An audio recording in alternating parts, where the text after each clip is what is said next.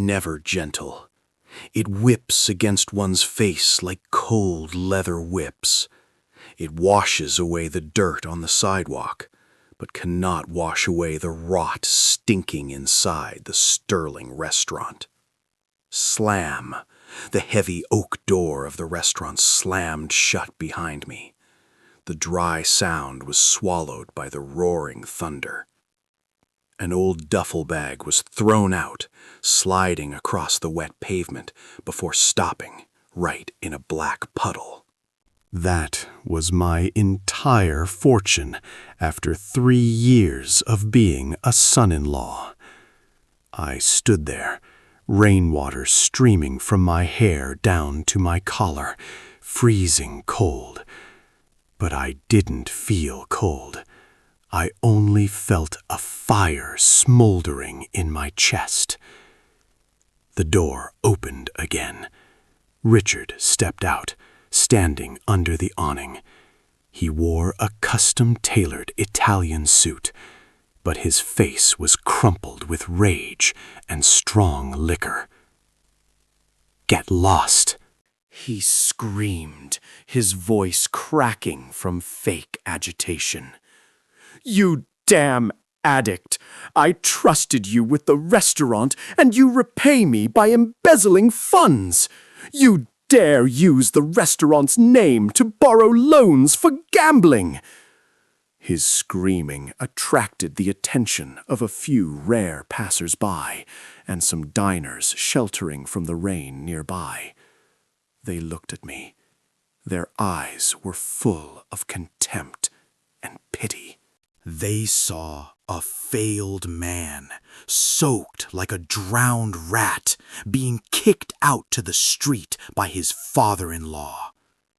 They didn't know that the man screaming was actually the thirstiest gambler in this city. I looked at Richard. I looked into his shifting eyes. That was not the look of anger. That was the look of extreme fear. Fear of the $500,000 debt he had lost last night. Fear of the scarred gangsters who threatened to chop off his fingers if he didn't pay by next week. And I, David, was the perfect scapegoat to carry that fear for him. Sarah stepped out from behind her father. My wife, the woman I had loved and protected for the last 5 years. She was crying, tears mixed with the rain splashing on her face. "David, why did you do that?" She sobbed, but dared not look me in the eye. "Dad gave you every opportunity." I looked at her, feeling like my heart had just been crushed by someone. She knew the truth. She was the one who showed me the debt collection text from her father last night. But now, standing between the choice of a useless husband and a powerful father, she chose safety. She chose to become an accomplice in this cowardly play. I wanted to scream. I wanted to tell the whole world that Richard was the one who stole my wallet, took my ID card to get a hot loan, that I was the one who stayed up all night creating a new menu to save this losing restaurant. But I remained silent. I looked at Richard, then at Sarah. A look that pierced the soul, making Richard take a step back. "Good acting, Richard," I said, my voice deep and cold, cutting through the sound of falling rain. "Hope this play is enough to pay your interest. You still dare to talk back." Richard raised his hand intending to slap me, but he stopped when he saw my sharp, cold eyes. He spat on the ground right next to my feet. "Get out before I call the police. Don't ever let me see your face in this district again. Slam. The door closed for the second time. Locked. The warm yellow light inside the restaurant shone through the steamy glass window, completely separated from my cold world outside. I bent down. My hand gripped the handle of the soaked duffel bag. Dirty water from the puddle soaked into my sleeve. The smell of sewage assaulted my nose. I stood up straight, adjusting my coat collar. I turned and walked away. The sound of my shoes hitting the puddles created splashing, lonely sounds. I didn't turn my head back. I didn't need to look back at that hell, because I knew, when I returned, I wouldn't be walking in the rain like this anymore. When I returned, I would be the one holding the umbrella, and Richard would be the one kneeling in the rain. The Blue Moon Motel was located on the edge of the city's seediest district. This place reeked of cheap tobacco smoke, clinging to every fiber of rotting wood, the smell of mold from carpets never washed, and the smell of despair. I threw the luggage bag onto the bed. The old springs groaned a shrill cry, as if protesting the weight of my life right now. Room 404, the number for not found in computer language. How ironic. I, David, was now also an error in the Sterling family system. I stepped into the cramped bathroom. The mirror was speckled with black spots of mold, reflecting a gaunt face, stubble growing wild. I turned on the tap. Ice-cold water flowed out, slightly yellowish, cloudy. I splashed water on my face, trying to wash away the humiliation clinging to my flesh. I remembered the first day I stepped foot into the Sterling 3 years ago. Back then, it was just a soulless corpse. Richard had run it into the ground with outdated dishes and arrogant service attitudes. I, a young chef, full of enthusiasm but with no capital, believed his promise. Help Dad revive this place, and one day it will be yours. The sweetest lie of the century. I worked 16 hours a day. I changed all suppliers to get the freshest ingredients at the cheapest prices. I created the famous truffle mushroom lamb chops that kept customers coming back in droves. And what did Richard do? He sat at the VIP table, drinking $500 bottles of wine and bragging to friends that it was his effort.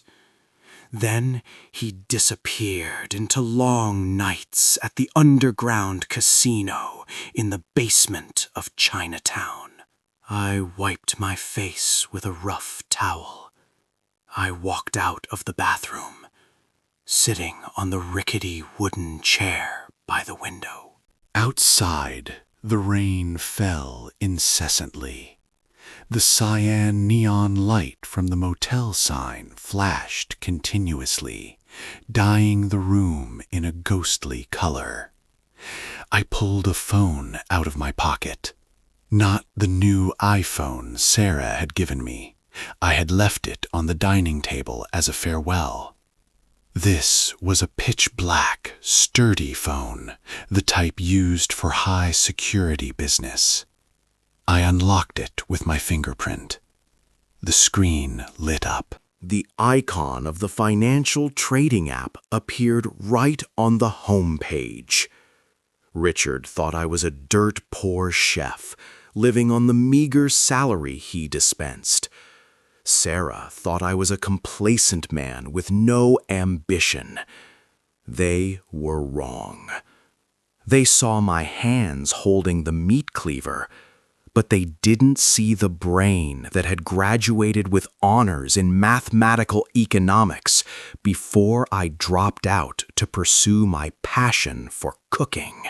During the nights Richard was drunk at the casino, I stayed up analyzing the market. I used every penny of the meager tips I saved to invest in Bitcoin since 2018. I surfed technology stocks when the market hit bottom. I opened the Swiss bank app. The number appeared long and trailing. $2.4 million.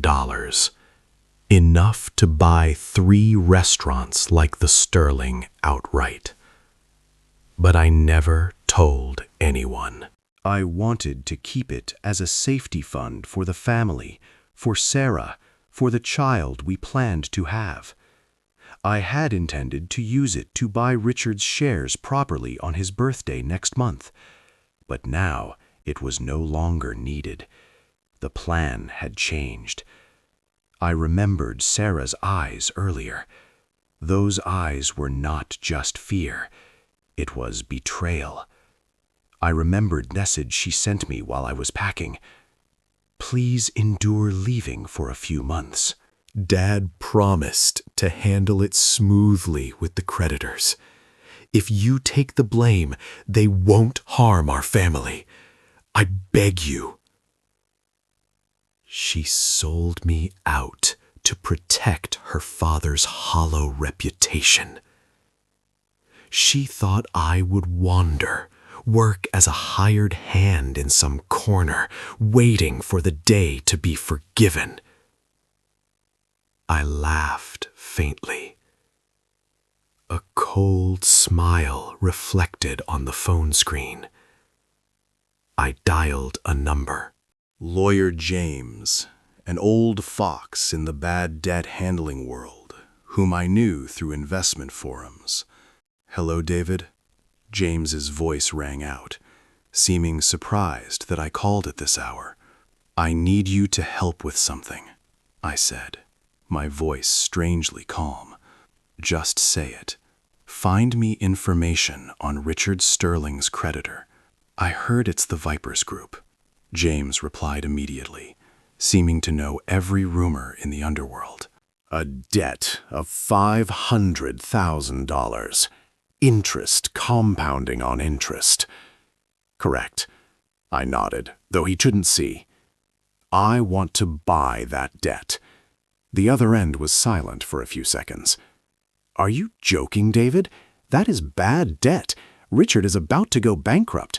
Buy it for what? To collect, I answered briefly. But I don't want to buy at the original price. The Vipers are in trouble with the police. They need clean cash to disperse. Pressure their price down to $300,000 cash. Pay immediately tonight. Do you have money? James asked, his voice full of doubt. Check your trust account. I just transferred $350,000. $50,000 is the commission fee for you if done before tomorrow morning. The sound of typing clattered on the other end. Then a startled whistle. Very good, young man. I underestimated you. What name do you want the creditor to be? I looked out the window, where the rain was still pouring down on this indifferent Seattle city.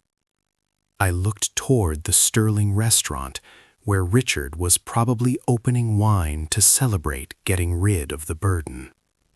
Put the name as Phoenix Asset Management, I said. Phoenix rising from the ashes. And James? What? Hire me a private investigator too, the best kind. I want proof Richard forged my signature. cameras, recordings, witnesses, everything. I want that when I return, he has no way to hide anymore. Understood? The game begins, huh? No, James. I hung up, putting the phone down on the rotten wooden table. The game is over. I leaned back on the yellowed pillow, taking a deep breath of the musty smell of the room. Tonight will be the last night I sleep in a place like this. And tonight will also be the last night Richard Sterling sleeps well. 30 days. That is the time needed for a corpse to start decomposing completely. And the Sterling restaurant was no exception. I stood across the street, pulling up the collar of my old leather jacket to cover half my face. I looked at the brainchild I used to care for bit by bit. It was dying. Not a gentle death, but a painful and loud death. The front glass window, where premium wine bottles used to be displayed, was now smeared with red paint. The words "Pay or Die," scrawled in spray paint, ran down like streaks of fresh blood. The elite guests who used to queue long lines waiting for a table had now disappeared. Instead, there was a creepy silence. Only a few flies buzzed around the trash cans, not emptied on time. The door burst open. A group of 3 men stepped out. They wore cheap suits, but muscles bulged under the tight fabric. The vipers, the poisonous snakes of the Seattle underworld. Leading was Marco, the debt collection captain, with a long scar running from his temple down his cheek. He walked while laughing loudly, holding an expensive bottle of brandy just robbed from the bar. "Tell your old man," Marco shouted inside, his voice echoing through the empty street. "Next week is the deadline. If there is no money, I won't just use paint. I will use fire." He threw the empty bottle down the steps. Crash! The sound of glass shattering sounded like breaking bones. I saw Richard peeking behind the red velvet curtain. He was trembling. His face was gray as ash. He was no longer the proud Richard Sterling standing on the podium of glory. Now he was just an old rat being played with by a cat. I knew exactly that feeling. Because I was the cat. The phone in my pocket vibrated. I looked at the screen. Father-in-law. I smiled, a cold smile that didn't reach the eyes. The fish had taken the bait. I let it ring for a long time before picking up. "Hello?" I answered, my voice hoarse, pretending to just wake up from a hangover. "David, son." Richard's voice rang on the other end, sweet to the point of nausea. "Where are you? Dad is so worried about you." "Worried about me?" I asked back, my voice gently sarcastic. "I thought you wanted me to die rotting in some corner." "Don't say that." Richard hurriedly covered up. "That day Dad was too angry. Dad was wrong. Come home, son. We need to talk. Dad has a proposal that will change your life. The Rusty Nail Cafe was located in a hidden corner of the harbor. This place was noisy with ship horns and reeked of engine oil, but was discreet enough for dirty transactions. I arrived 15 minutes late. That is the basic power rule. The one who arrives later is the master of time. Richard was already sitting there. He looked more pathetic than I thought. His white hair was messy. His eyes had deep, dark circles from insomnia. His two hands were clasped tightly together on the table, knuckles white. He constantly looked at the door, fearful, as if Marco could appear at any time. When he saw me walk in, his eyes lit up, not because of family affection, but because he saw a lifebuoy. I pulled out a chair and sat opposite. I wore a frayed hoodie and faded jeans. I intentionally made myself look like a complete failure. David. Richard leaned forward, intending to hold my hand. I pulled my hand back, placing it on the cold table surface. "Get straight to the point, Richard," I said, calling him by his name. "I don't have much time." Richard swallowed. He took out a handkerchief to wipe the sweat from his forehead, even though the air conditioner in the shop was set at 20 degrees. "The restaurant is in trouble, David." "Trouble?" I raised an eyebrow. "I see the red paint decoration is quite eye-catching." Richard grimaced, ignoring my sarcasm.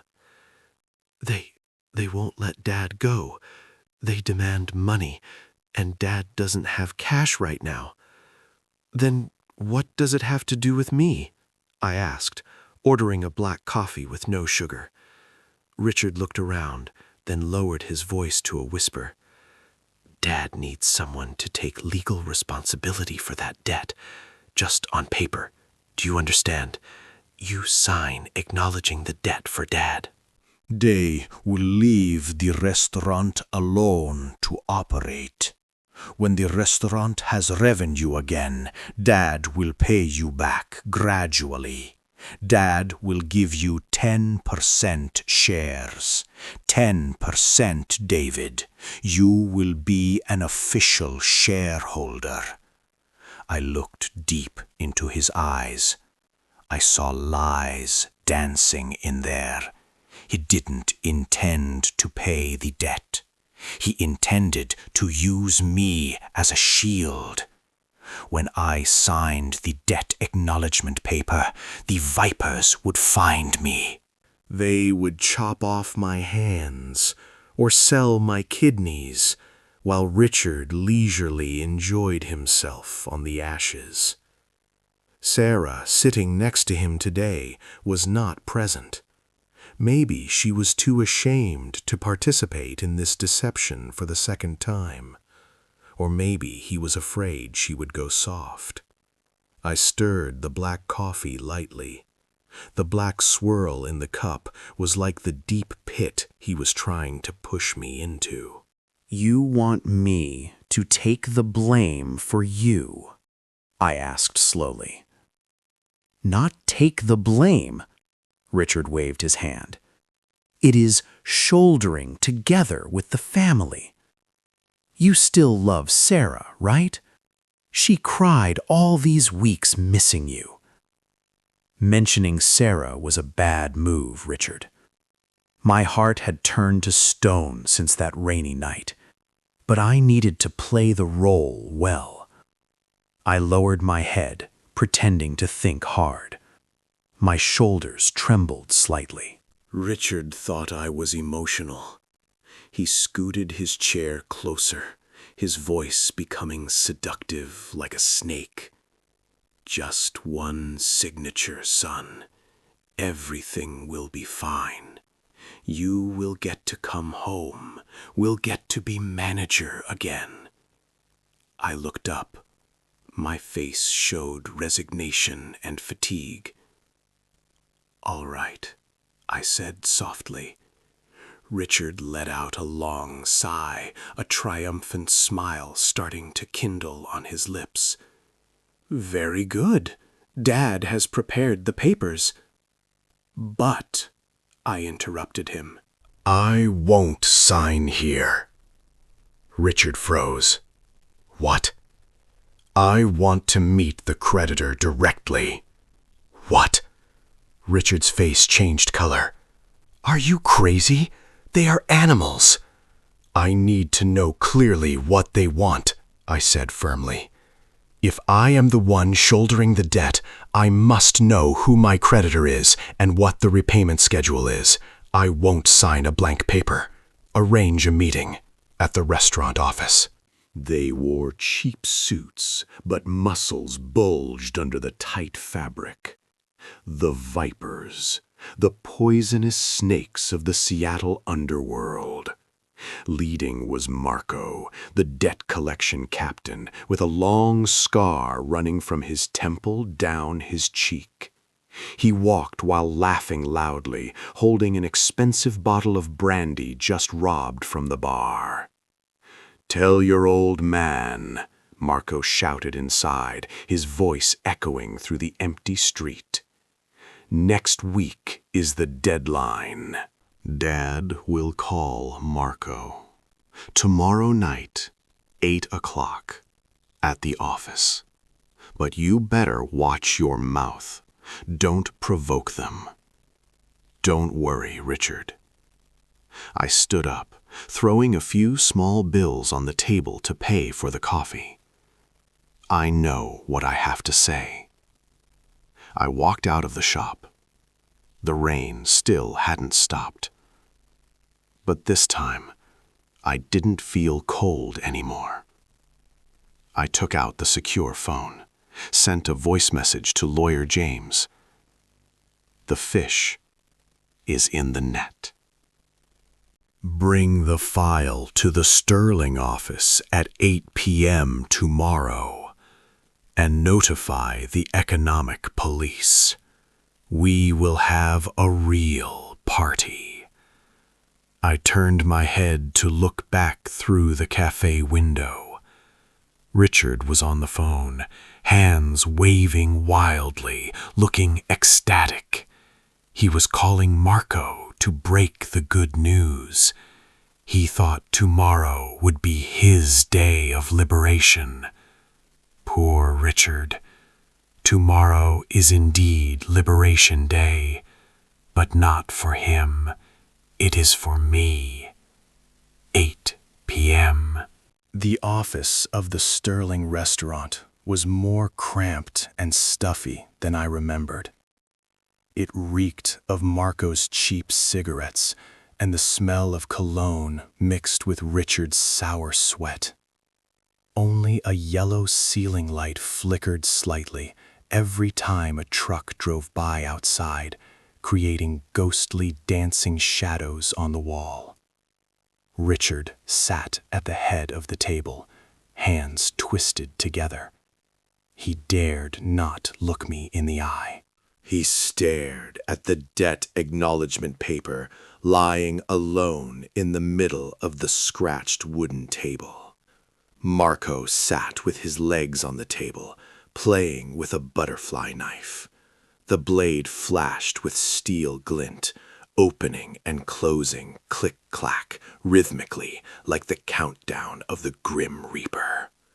His two henchmen stood blocking the entrance, arms crossed, faces stone cold. "Sign it." Marco jutted his chin toward the paper.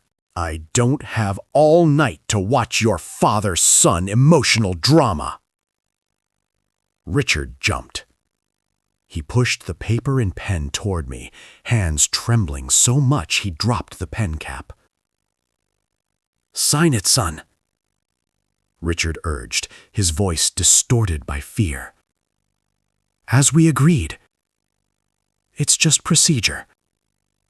then everything will be over. I picked up the pen. Its weight was light, but Richard was looking at it as if it weighed 1,000 pounds. I twirled the pen in my hand, slowly observing every face in the room. Richard's cowardly eagerness, Marco's arrogant cruelty, and the deadly silence of the room. I placed the pen nib on the paper. Richard held his breath, his eyes glued to my hand, pupils dilated with greed. But I didn't sign. I stabbed the pen nib hard onto the wooden table surface. Thud. The dry sound startled everyone. The pen stood there, like an arrow stuck in a tombstone. "What the hell are you doing?" Marco roared, retracting his legs, the knife in his hand, stopping. I leaned back in the chair, looking straight at Marco. "Mr. Marco," I said, my voice calm but sharp, cold like his knife blade. "You are a businessman. Do you want money, or do you want a worthless scapegoat?" "What did you say?" Marco narrowed his eyes, killing intent starting to radiate. Richard panicked to the extreme. He lunged forward, intending to grab my hand. "David, don't talk nonsense. Sign it now." I swatted his hand away, strong and decisive.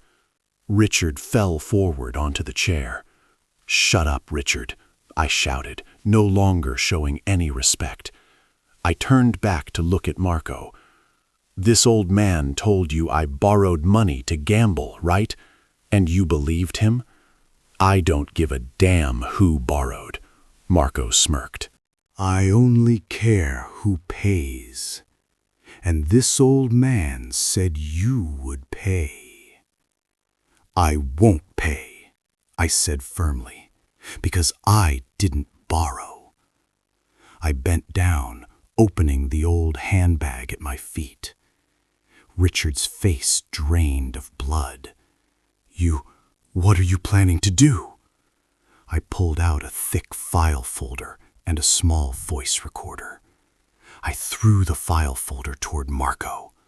"Look at it. Bank statements." "The cash flow of $500,000 you transferred to Richard did not go into my account or the restaurant's. It went straight into his VIP account at the Emerald Casino. And this," I pressed the play button on the recorder. Richard's voice rang out, clear as day, crackling but undeniable.